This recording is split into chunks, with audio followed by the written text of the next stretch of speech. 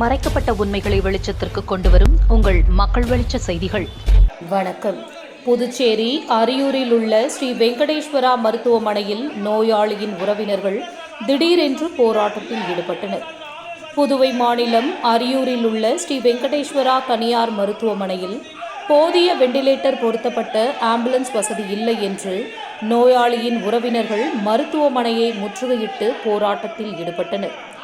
மேலும் இரவு நேரங்களில் அனுபவம் வாய்ந்த மருத்துவர்கள் இல்லை என்றும் உறவினர்கள் மருத்துவமனை எதிரில் அமர்ந்து கோஷங்கள் எழுப்பி போராட்டத்தில் ஈடுபட்டனர்.